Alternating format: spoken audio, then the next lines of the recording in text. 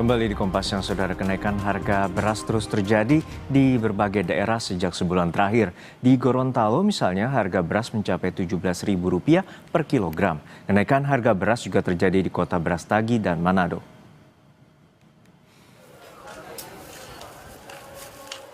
Harga beras di Gorontalo terus naik dari sebelumnya Rp14.000 hingga Rp16.000 per kilogram, kini mencapai Rp17.000 per kilogram. Kenaikan harga bervariasi tergantung jenis dan kualitas beras.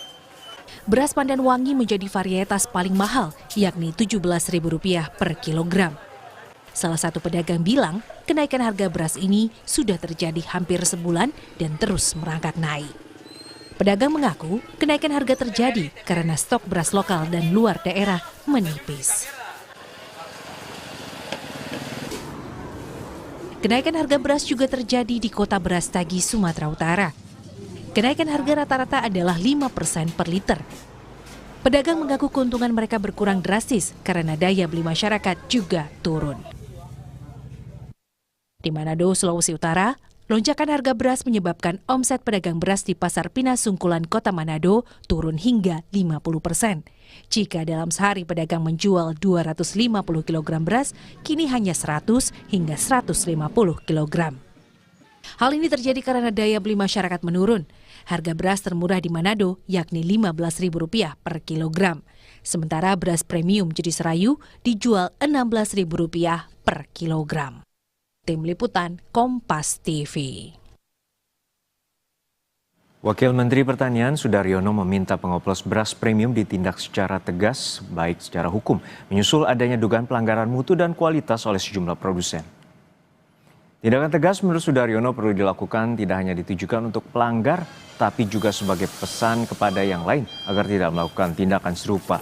Sudaryono menyebut ada 212 merek dan perusahaan yang sedang ditangani polisi. Beras oplosan.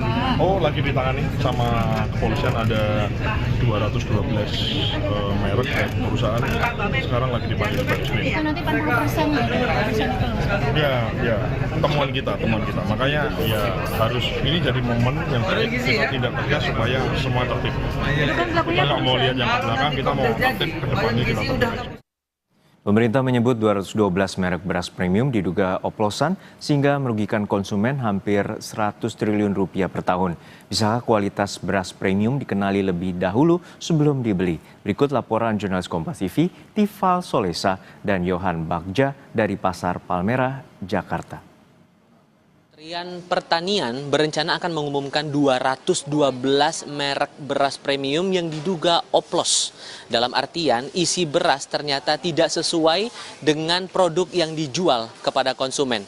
Pertanyaan muncul kemudian, sesungguhnya apakah sesulit itu membandingkan antara beras premium dengan beras medium atau beras biasa? Saya saat ini sudah bersama dengan salah satu pedagang di Pasar Palmerah untuk kita telusur lebih lanjut soal perbandingan antara dua jenis beras itu dengan Mas siapa, sorry? Amri. Mas Amri udah berdagang dari tahun 2012, tadi kita cerita juga ya.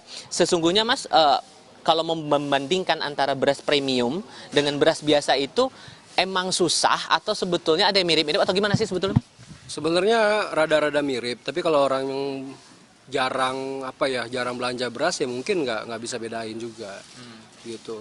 Tapi tolok ukurnya yang paling gampang kira-kira apakah sebatas dari harga yang paling mahal itu pasti premium atau gimana sebetulnya, Pak? Dari barangnya dong. Kalau harga beras medium dijual beras premium kan kalau nggak tahu barangnya juga bisa ditipu juga. Kalau beras premium itu kan dari fisiknya aja udah beda kelihatan. Kalau beras premium itu bijinya utuh, ya, lebih panjang.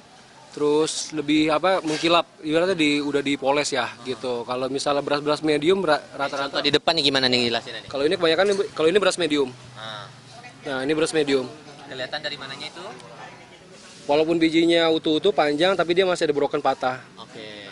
Gitu. Tapi kalau ini kan beras premium. Broken patahnya lebih sedikit. Gitu. Beras premium biasanya itu maksimal 30% broken patahnya. Patah itu. Maksimal. Gitu. Kalau misalnya udah 35 sampai 40% itu udah beras medium jatuhnya, broken patahnya. Oke. gitu. Kalau pengalaman Mas sebagai konsumen, kalau sebagai pedagang kan udah terbiasa lah seperti ini. Tapi kalau sebagai konsumen Mas pribadi sama dengan keluarga, pernah nggak punya pengalaman beli beras premium malah dapatnya malah sebaliknya, malah yang medium atau yang beras biasa? Sejauh ini sih enggak ya, soalnya kan kalau kita masak sendiri ya kita ngambil dari toko. Tapi kalau orang lain mungkin ada, saya lihat di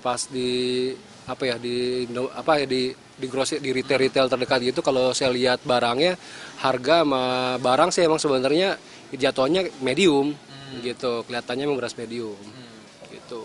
Jadi memang agak tricky ya kalau membandingkan secara fisik itu, dan kalau Mas sendiri kalau mau gampangnya nih konsumen membandingkan antara premium dan medium atau beras biasa tuh paling gampangnya lihat dari mananya sih? Apakah sebatas dari fisik berasnya aja? Dari brokernya aja, biji patahnya. Kalau misalnya biji patahnya kelihatan banyak, itu sebenarnya jatuhnya medium. Tapi dari kualitas nasi sih nggak jelek, bagus juga. Sama juga. Sama gitu. Mas Amri, thank you ya, udah mau bagi-bagi pengetahuan nih barang-barang kita semua. Karena setidaknya dari koordinasi terakhir yang dilakukan oleh Kementerian Pertanian bersama dengan Satuan Tugas atau Satgas Pangan Polri, ini ada nilai kerugian yang ditaksir mencapai angka 99 triliun rupiah per tahun yang akan ditanggung konsumen imbas dari beras premium oplos ini, yang jelas sedikit banyaknya akan berpengaruh kepada konsumen, baik itu kerugian material maupun juga hasil yang dibutuhkan oleh konsumen atas pembelian beras premium itu. Nah, sejauh ini dari pihak pemerintah bersama dengan polisi ini masih akan saling berkoordinasi dan disebut akan segera mengumumkan 212 merek beras premium oplos yang sudah ditelusuri oleh pemerintah. Tifal Solesa, Yohan Bagja, Kompas TV, Jakarta.